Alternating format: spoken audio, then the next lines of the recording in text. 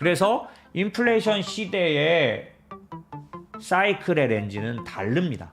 이번에 첫 번째는 39% 떨어졌지만 두 번째는 인플레이션이 나타나도 이미 조정되어 있는 디스인플레이션을 경험했기 때문에 덜 떨어지고요. 심지어는 인플레이션이 다시 기어올라서 세게 오르고 있는데도 주가가 같이 올라갑니다. 이게 말이 됩니까? 인플레이션이 올라가는데 주가도 같이 올라가. 여러분은 그런 게 상상이 되세요?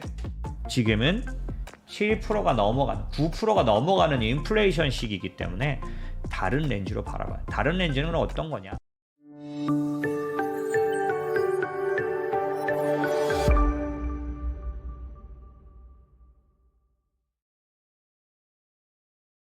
지금은 공포가 가장 그럴듯하게 느껴지는 시장이다. 왜 그럴까? 대표적인 비관론자 누리엘 루빈이라는 분은 이제 뭐라고 얘기했냐면 SVB 사건을 통한 이 위기가 모두 다 국채로 사람들을 이동시키고 근본적으로 지역은행과 신용경색이 결국 터질 거다. 상당수 지역은행이 파산 상태에 빠질 거고 이게 글로벌 확산 가능성이 높다. 인플레 때문에 6%까지 금리를 올리고 1년이나 유지해야 된다. 경착륙, 하드랜딩은 불가피하다. 바닥 도달까지 시간 더 걸린다. 루비니만 아니죠. 뭐 한국의 닥터도 뭐 그러면서 뭐 많잖아요. 그래서 여러분이 들어보면 대부분 이런 논리들이 지금은 많이 있습니다. 그리고 다 그럴듯하고 타당성이 있습니다. 그런가 하면 또 다른 시장에 이제 공포감을 주는 논리 중에 하나는 제가 여러 번 언급했죠. 월가에서 아주 신망이 높으신 마이클 위슨이라는 이분은 모건스탠리 수석 전략가인데 이분이 지나간 2022년도에 인플레이션 하이를 마친 사람이에요. 그러니까 인정해야죠. 예. 이분의 논리는 이런 거예요. 아직 시장이 기업 실적 하락분을 반영하지 않았다. 그래서 지금 현재 주가가 PER 기준으로 18배까지나 가 있는데 일반적인 침체기에는 심각하면 12배까지도 떨어져야 하는데 지금 약간 시장이 긍정 모드, 희망 회로만 반영을 해서 올라가 있긴 하지만 추가로 20% 이상 하락이 가능하다. 그거는 뭐냐면 이제 본격적인 기업들 실적이 나쁜 것들이 나오기 시작하면 이제 그만큼을 반영하다 보면 앞으로 한 20%는 하락이 가능하다. 이 사람도 그 뒤에는 저점이 오고 그래서 여기도 말한 것처럼 작년도 10월 저점을 강세론자들은 이번 약세장의 저점이라고 봅니다. 그렇게 생각하면 저도 같은 쪽에 속한 사람이네요. 그런 면에서 봤을 때 이 사람은 이번에 다시 그 저점을 깨고 내려갈 거란 논리고 이 사람의 가장 큰 논리적 기반은 실적 악화가 기본적으로 다음 하락을 주도하게 됐다라는 거죠. 그런가 하면 이 제레미 그랜섬이라는 사람은 닷컴 버블과 그 다음에 금융 위기를 마친 사람입니다. 생긴 것도 무섭게 생겼잖아요. 예. 그 두 개를 맞췄기 때문에 닥터 둠 같은 사람들은 맨날 그 고장난 시계라고 맨날 비관만 하는 사람인데 이 사람은 그렇지 않고 정확하게 그 위기를 맞췄던 사람이라 월가에서는 굉장히 그 어떤 신뢰도가 높은 사람이죠. 이 사람이 최근에 이제 4월 11일자잖아요. 뭐라 그랬냐면 금리 인하가 올 건데 금리 인하와 그때부터 미국 증시는 본격 하락한다. 이게 더 무섭죠. 이런 식의 얘기들이 우리로 하여금 상당히 공포감을 줍니다. 왜냐하면 이런 은행 위기 같은 것들을 지나고 나서 이제 연준이 금리 인상을 멈추고 금리 인하를 할 거라는 거. 채권 시장은 지금 CME 와치 같은 것들을 보면 올해 안에 3번 정도는 금리 인하를 할 걸로 이제 반영을 해놓고 있는 그런 시장이다 보니 그 이후에 그때부터 본격적으로 하락한다고 하니 굉장히 무섭죠. 그런데 조금 전에 말씀드린 이 사람들의 다 논리들이 이제 어떤 의미를 가지느냐라는 것들을 지금부터 빠르게 좀 보겠습니다. 우리가 알아야 할 건 있습니다. 뭐냐면 페드의 타이트닝, 그러니까 페드의 긴축은 항상 always 뭔가를 깨트려 왔습니다. 브레이크했다는 거죠. 보시면은 이 많은 위기는 전부 다 보시면 이 파란색 선의 꼭대기, 이 파란색 선은 뭐예요? 연준의 기준금리 타겟 레이트예요. 기준금리가 꼭대기 있을 때 매번 올리다가 끝에 갔을 때 라틴 아메리카 그 다음에 뭐 그 블랙 먼데이 그 다음에 뭐 SNL 대부조합 사태 98년 롱텀 캐피탈 그 다음에 2000년 테크 버블 2007년 서브프라임 모기 사태 이거 그 다음 요번에 모두 다 뭔가를 깨트려 왔으니 지금 앞에서 말한 사람들의 그런 위기로는 공포적인 근거는 일견 타당하다고 봐야겠죠. 그런가 하면은 마지막에 그 제레미 그랜섬이 말했던 말은 우리가 좀 생각해 봐야 합니다. 왜냐하면 지금이 끝이 아니라 다시 진정한 바닥이 나온다는 얘기들은 마이클 윌슨의 그런 기업 실적 바닥론, 기업 실적 절벽론 이런 것들과 함께 아주 타당한 의견이 될 수 있는 게 지금 같은 자료들 때문이에요. 이게 뭐냐면 이게 아마 그 뱅크 오브 아메리카에서 나온 자료 같은데 0이 뭐냐면은 이 0이라는 시점이 이제 주가가 제대로 이제 반등하는 시점을 0으로 보면 이때로 봤을 때 주식 시장은 이때 진정한 바닥이 나왔던 걸로 보여지는데 지나고 나서 보니까 한 9개월 정도 전에 연준이 처음으로 금리 인하를 한다는 거예요. 그 전에는 크레딧 타이트닝, 그러니까 신용에 관련된 경색이 나타나고 그 다음에 그 앞에는 커브 스티프닝, 그러니까 금리 인상이 나타나고 금리 인상은 한 18개월 전쯤에 그 다음에 크레딧 크런치라고도 하는 크레딧 타이트닝은 한 13, 4개월 전에 그 다음에 패드 컷, 그러니까 첫 번째 금리 인하는 한 10개월에서 11개월 전쯤에 일어난다는 얘기죠. 이 얘기인즉슨 뭐냐면 그 연준이 금리 인하를 하고 나서 한 10개월이 지나야 그때가 바닥이란 얘기예요. 그러니까 첫 금리 인하는 대하락의 시작이라고 말하는 아까 제레미 그랜섬이나 이런 사람들의 얘기와 상당히 일맥상통하는 얘기이기 때문에 공포를 자아냅니다. 그런가 하면은 연준이 마지막 인상 후에 지금으로선 지금 연준의 마지막 인상이 지나간 3월일지 이번 5월일지 이런 얘기가 되고 있는데요. 물론 그건 아무도 알 수는 없습니다.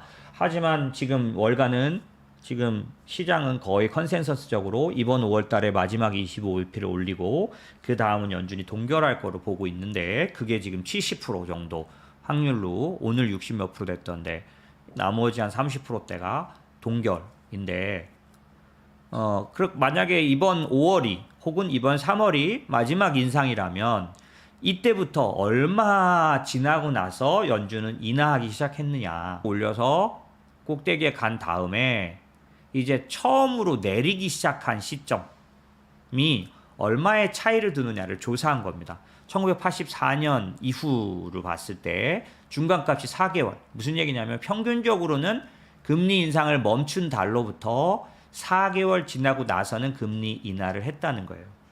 그런데 더 날짜를 전부 다 이제 더해가지고 나누는 평균을 내면 더 짧아져요. 6주일이니까 어떻게 되나요? 그냥 이렇게 하시면 돼요. 마지막 인상 후에 하여튼 몇 달 안에 굉장히 빠른 시간 안에 금리 인하로 들어갔어요. 대부분 많이 그랬다라는 거죠.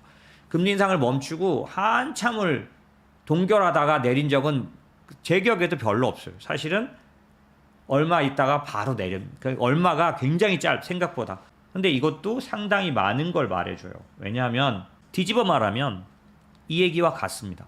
무슨 얘기냐? 금리를 내리기 시작하고 나서 한참 더 나쁜 일이 있다라는 겁니다. 어려움이 많이 나타난다는 거예요. 금리 인상을 멈추고 나서 곧바로 나쁜 일이 생긴다는 거예요.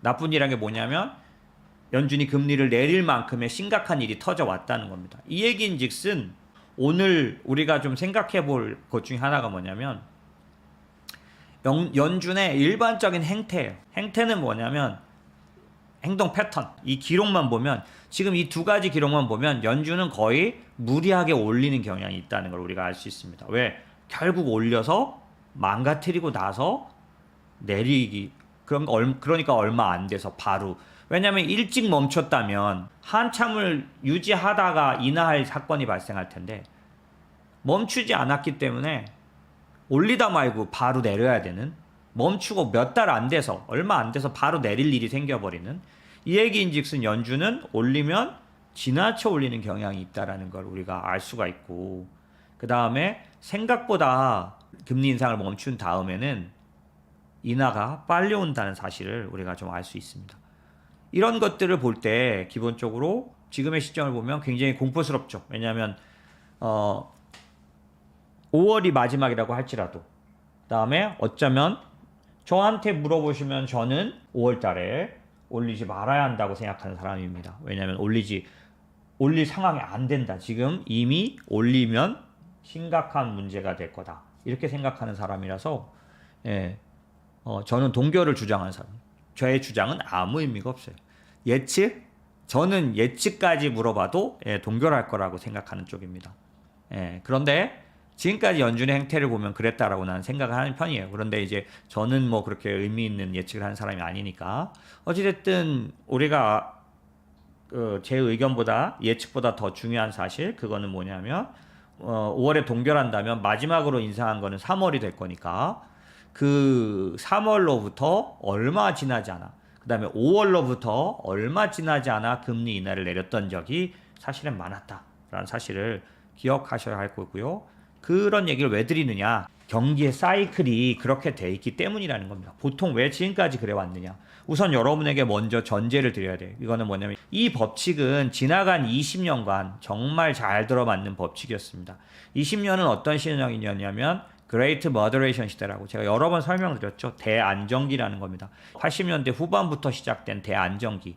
물가가 6%를 넘어가지 않았던, 물가가 거의 박스권 안에 갇혀 있었던 대안정기. 물가와 금리와 그 다음에 성장이 다 약한 저성장 저물가 저금리 시대. 지나간 거의 20년 넘는 기간 동안에는 정확하게 맞아떨어지는 법칙이었다는 말씀을 드리고, 왜 그래 왔는가를 설명드릴게요. 자, 이 시기에는 금융시장은 4개의 사이클로 주로 반응해 왔습니다. 이건 제가 작년 재작년에 낸 책 투자의 지도에 아주 자세히 상세히 설명해 놨어요. 여러분들이 많이 사주셨죠. 그 내용에 보면 지나간 20년의 사이클의 법칙이었기 때문에 저로서는 지나간 20년 제가 투자를 그래도 나름 좋은 성적을 냈던 규칙에 관련된 얘기였기 때문에 굉장히 자부심을 가지고 책을 썼어요. 그 내용에 보면은 주식시장은 4개의 계절과 같은 사이클을 갖고 있다. 그래서 봄이 있고 여름이 있고 가을이 있고 겨울이 있는 우리나라의 사계절처럼 금융시장에는 4개의 계절이 있다라고 말을. 그래서 제일 먼저 이해하기 쉽게 봄을 말씀을 드렸는데요. 봄은 우리가 금융장세라고 부른다. 근데 봄은 왜 금융장세라고 부르냐면 겨울 이후에 아주 심각한 추위 뒤에 이제 이 겨울을 몰아내기 위해서 대책을, 그 대안으로서 나온 금리 인하와 그 다음에 양적 완화와 같은 유동성, 결국 금융 유동성에 의해서 올라가기 때문에 기업 실적이 좋아지지도, 나빴던 경기가 아직 좋아지지도 않았는데 미리 올라가는 장세이기 때문에 그 봄은 금융 장세, 유동성 장세다라고 말했는데, 그 봄을 가져오겠던 겨울이 어떤 거였냐면 코로나와 같은, 뭐냐면 모든 게 다 망가집니다. 경제, 경기, 모든 실적, 모든 게 안 좋아질 거로 예상되는데, 코로나로 인해서 3월달 2020년 3월에 극단적으로 미국 주가도 한 40에서 50% 사이까지 빠졌는데, 당연하죠. 이제 셧다운 되니까 아무것도 할 수 없을 거라는 것 때문에 빠졌는데, 그 경기가 좋아지기도 전에 그 해 말까지 거의 수직으로 주가가 올라가는 그런 금융시장. 그걸 도대체 뭘로 설명할 수 있느냐? 그건 실제로 경기가 좋아지거나 기업 실적이 좋아져서 올라가는 게 아니라 돈으로 올라가는 거다. 그래서 우리가 그거를 유동성 장세, 금융 장세라고 부른다. 그래서 제가 그때도 굉장히 강조했던 게, 진짜 좋은, 결과가 좋은 투자는 이 금융 장세, 유동성 장세에 투자해야 된다. 다만 우리의 상식이 그것을 거부한다. 그랬는데 그 일은 그때도 말씀드렸지만 여러 번 반복됐습니다. 금융위기 때도 그랬고, 그 앞에 때도 그랬고, 유럽 위기 때도 그랬고, 매번 그렇게 아주 살벌한 겨울인데 갑자기 봄이 오는 거죠. 여름은 여름 장세는 제가 뭐라고 설명드렸냐면, 그런데 그 돈을 풀고 금리를 내린 통화 정책과 재정 정책이 꽃을 피워서 실제로 기업들의 실적을 좋게 만들어주는 때가 온다. 그때는 정말 실적이 좋아져서 올라가는 실적 장세가 온다. 이걸 우리는 여름이라고 부른다. 여름과 같이 아주 뜨거운 태양볕 아래 아주 강력한 상승장이 이제 시장된다. 근데 요때 여름 장세의 또 특징 중 하나는 뭐냐면, 경기가 좋아지고 실제로 실적이 좋아지니까 이전에 겨울이 때문에 그 겨울에서 벗어나려고 비정상적으로 사용했던 통화 정책, 돈을 풀고 금리를 내렸던 거를 반드시 중앙은행들이 회수해 줘야 한다. 안 그러면 소위 말하는 유동성 함정에 빠져서 다시 경기가 나빠지는 그런 상황이 되기 때문에 집어넣었던 유동성을 빨아내는 그런 통화 정책을 쓰는데 그게 이제 테이퍼링, 그 다음에 실제 금리 인상 이렇게 진행된다. 그래서 사례를 들었던 게 2015년부터 15년, 16년, 17년도, 18년도까지 진행했던 미국의 9번의 금리 인상. 이게 여름 장세의 전형적인 특징이다. 그런데 이때 금리가 같이 인상되기 때문에 금리가 어느 순간 기업의 실적을 누를 만큼 더 앞서 오르게 되면 무리하게 올라가게 되면 이거를 저는 설명을 드리기를 중립금리라는 설명을 늘 드려왔어요. 우리 경제가 견딜 수 있는 금리가 중립금리인데 그 중립금리를 넘어가 버리면 금리가 경기를 내리눌러서 무너뜨리는 때가 온다. 경기가 처지기 시작하고 견디지 못하게 되니까 금리 인상을 멈추는 시기가 오는데 금리가 올라가다 말고 동결로 옆으로 가는 시기를 우리는 가을이라고 부르고 요때를 우리를 반대로 역금융 장사라고 부른다. 봄의 반대인 거죠. 그런데 그 정도가 이제 그 금리가 영향을 줘서 그 긴축이 여러 소비와 여러 경기에 영향을 줘서 실제로 소비가 줄어들고 그다음에 기업들의 활동들이 줄어들고 재고는 늘어나고 막 이런 일들이 일자리 줄어들고 이런 일들이 생기면서 견디지 못하는 기업들이 나오기 시작하고 이 현상들이 이게 이제 광범위하게 퍼지면 기업 실적이 광범위하게 나빠지는 장세가 오는데 그때가 겨울 장세. 그래서 역실적 장세라고 합니다. 이 겨울의 특징은 거의 많은 종목이 하락해요. 여름에 대부분의 종목이 상승하고 주로 중소형주도 상승하던 때와는 반대의 모습이 나타나는 거죠. 이런 사이클이 20년간 반복돼 왔던 이유는 겨울이 오면 반드시 확실하게 금리를 내리고 돈을 풀어서 유동성을 공급하는 이 장세가 매번 반복됐기 때문에 또 그리고 금리를 올리면 다시 견디지 못해서 경기가 나빠지는 이런 사이클이 반복돼 왔기 때문에 금리 인하가 멈춰야 그 다음에 봄이 시작된다. 그런 얘기를 들었기 때문에 이 광범위한 실적 하락에 역실적 장세가 현재 남아있다라는 이 전문가들의 얘기, 이들의 얘기는 정확하게 들어맞는 얘기입니다. 이때로부터 금리 인하를 하기 시작하면서부터 대폭의 하락장이 진행될 수밖에 없는 거죠. 여기서 보여줬던 것처럼 이미 금리 인하를 시작했지만 더 큰 하락이 남아있다라는 거죠. 그런데 이런 사이클, 일단 고용이 좋아지고 재고가 없어지면서 산업 생산이 증가하고 가동률이 올라가고 신규 주문이 늘어나면서 캐펙스가 증가해서 결국에 경기가 확장되는 이 사계절 사이클은 지금 말씀드렸던 것처럼 지나간 20년의 동안의 대안정 시기에는 100% 들어맞는 얘기였다는 거죠. 그런데 여러분에게 제가 작년도부터 계속해서 말씀드려오는 게 있습니다. 그게 뭐냐면 이제는 그때의 인플레이션이 아닌 인플레이션을 보고 있기 때문에 렌즈를 바꿔야 한다. 대안정기의 렌즈가 아니라 인플레이션 시대의 렌즈로 시장을 보는 렌즈를 바꿔야 한다는 얘기를 계속 해오고 있어요. 지금까지 20년간은 6%를 초과했던 인플레이션조차도 잘 없어요.